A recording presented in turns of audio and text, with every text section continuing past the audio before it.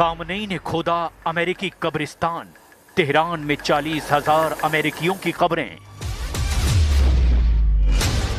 28 दिसंबर 2025 से आज तक ईरान ने साबित कर दिया है कि उसने ईरान के अंदर और ईरान की सरहदों पर दोनों जगहों पर दुश्मनों के हमलों और साजिशों को अब तक नाकाम साबित कर दिया।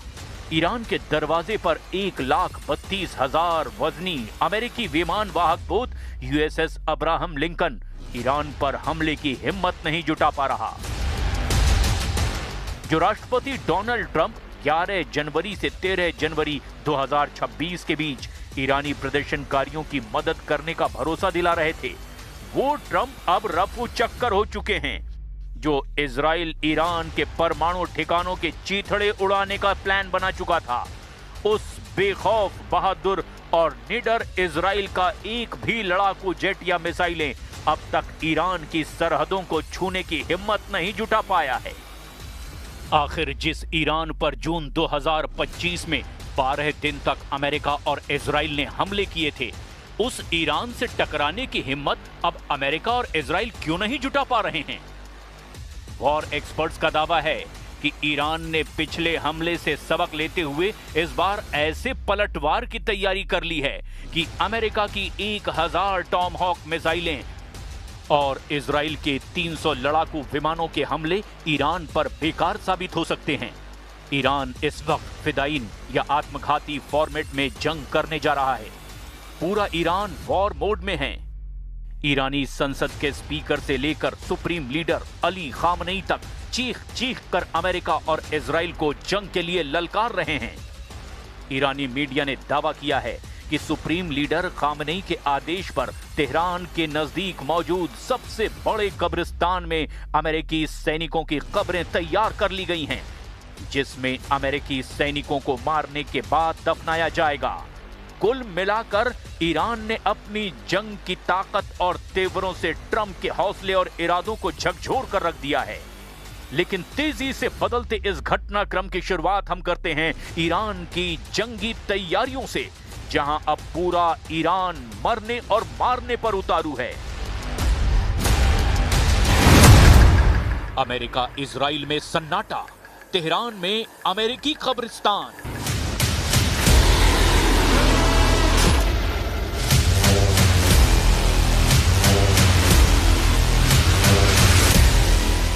पूरी दुनिया जान चुकी है कि अमेरिका और इजराइल ईरान के मिसाइल पावर से बेहद खौफजदा हैं। जहां ट्रंप लगातार ईरान से बातचीत की रट लगाए हुए हैं, तो वहीं ईरान बार बार एक ही बात दोहरा रहा है कि हमारी 3000 मिसाइलें और हजारों ड्रोन अमेरिकी युद्धपोत अब्राहम लिंकन को अरब सागर में डुबो देंगे। 31 जनवरी से 1 फरवरी के बीच ईरान की टॉप लीडरशिप ने भी अमेरिका से आर पार की जंग का ऐलान कर दिया है। सभी कमांडरों को ईरान ने हमले की जिम्मेदारी सौंप दी है। किसी भी स्थिति में अगर ईरान के टॉप लीडरशिप अपने कमांडरों से संपर्क नहीं कर पाती, तो ऐसी स्थिति में कमांडरों को पहले से दिए गए आदेशों के तहत अमेरिका और इजरायली अड्डों पर अंधाधुंध हमले के आदेश दिए गए हैं। यानी आखिरी ईरानी सैनिक भी अमेरिका से आखिरी दम तक युद्ध करता नजर आएगा। हम आपको यह भी बताएं कि ईरान ने बाकायदा तेहरान के पास अमेरिकियों के लिए कब्रिस्तान में कब्र खोद कर तैयार कर ली है, जिससे पता चलता है कि ईरान के सुप्रीम लीडर अली खामनेई के इरादे कितने सख्त और खूंखार हो चुके हैं। ईरान के इन फैसलों से साफ हो गया है कि वो किसी भी हाल में अमेरिका के सामने झुकेगा नहीं। और अब इसी कड़ी में ईरान ने अमेरिका को लेकर एक और ऐलान कर दिया है। ईरान की सरकारी मीडिया का कहना है कि ईरान ने तेहरान के बेहश्ते ज़हरा कब्रिस्तान में अमेरिकी सैनिकों की कब्रें खुदवा दी हैं। इन कब्रों की संख्या हजारों में है। खामनेई ने ये कब्रिस्तान अमेरिका के संभावित हमले की स्थिति में अमेरिकी सैनिकों को दफनाने के लिए खुदवाया है। खुद ईरानी सरकार से जुड़ी न्यूज एजेंसी ने इसकी पुष्टि की है। शायद यही वजह है कि अमेरिका और इजराइल ईरान पर हमला करने में देरी कर रहे हैं। इजराइल के सेना प्रमुख लेफ्टिनेंट जनरल इयाल जमीर ने ईरान और अमेरिका के बीच बढ़ते तनाव को लेकर के 1 फरवरी 2026 को एक बहुत ही महत्वपूर्ण आकलन साझा किया है। इजरायली सेना प्रमुख जनरल इयाल जमीर ने दावा किया कि अमेरिका अगले 2 सप्ताह से 2 महीने के भीतर ईरान पर सैन्य हमला कर सकता है। उन्होंने स्पष्ट किया कि अगले कुछ दिनों में तत्काल हमले की संभावना कम है, लेकिन तैयारी पूरी है।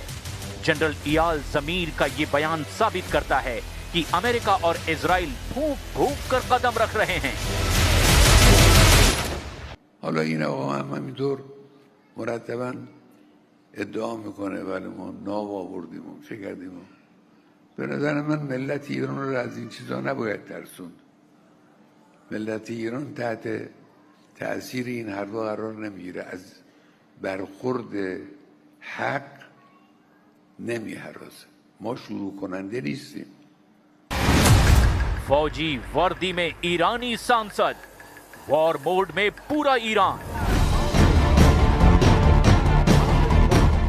अब आप इन तस्वीरों को देखिए जिसमें ईरानी संसद के स्पीकर मोहम्मद बाकिर कालीबाफ और सभी ईरानी सांसद फौजी वर्दी में दिखाई दे रहे हैं। ईरानी संसद में ही अमेरिका, इजराइल और यूरोपियन यूनियन के खिलाफ जमकर नारेबाजी हो रही है।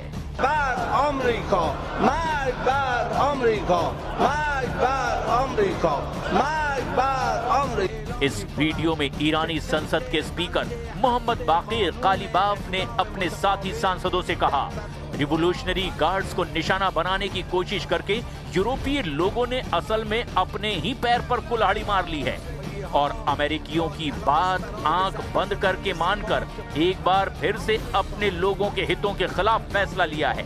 گرفتند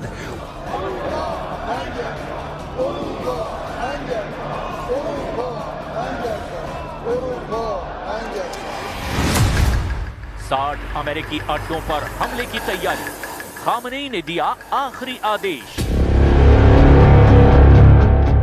ये बात अमेरिका और इजराइल अच्छी तरह से जान चुके हैं कि अगर ईरान पर हमला किया तो ईरान का पलटवार बहुत व्यापक और विनाशकारी हो सकता है। इस वक्त ईरान को रूस और चीन से सैटेलाइट और खुफिया जानकारियां मिल रही है, जबकि अरब सागर में मौजूद चीनी युद्धपोत ईरान को अमेरिकी युद्धपोत अब्राहम लिंकन की पल पल की खबरें दे रहे हैं।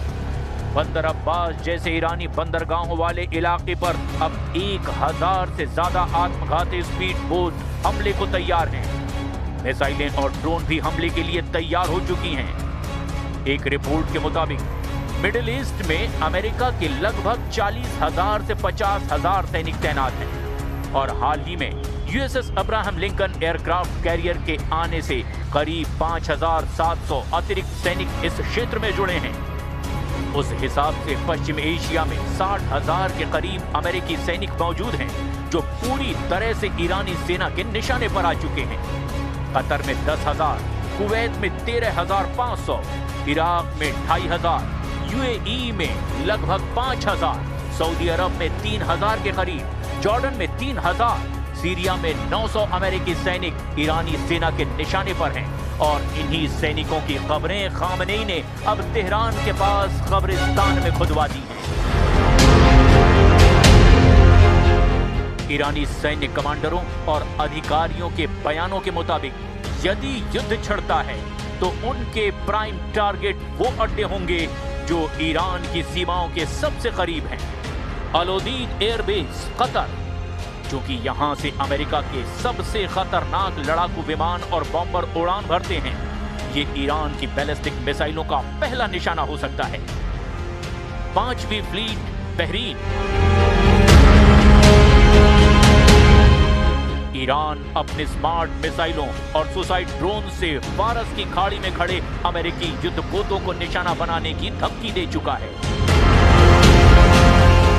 ऐन अल असद, इराक, इतिहास गवाह है कि 2020 में कासिम सुलेमानी की मौत के बाद ईरान ने सीधे इसी बेस पर मिसाइलें दागी थी। स्ट्रेट ऑफ हॉर्मुज, हालांकि ये बेस नहीं है, लेकिन ईरान इसे ब्लॉक करके अमेरिकी नेवी को सीधे चुनौती दे सकता है। अल दफरा यूएई। अपनी आधुनिक टोही प्रणालियों और निगरानी ड्रोन्स की वजह से यह भी ईरान की सूची में ऊपर है। ईरान ने हाल ही में एक वीडियो जारी किया है जिसमें उसने इन सभी ठिकानों को अपने मिसाइल रेंज में दिखाया है। अमेरिका ने इसके जवाब में अपने पैट्रियट और थार्ड मिसाइल डिफेंस सिस्टम को हाई अलर्ट पर रखा है। अब देखना यह होगा कि ऐसे हालात में क्या अमेरिका ईरान पर हमला करने की हिम्मत जुटा पाता है या नहीं।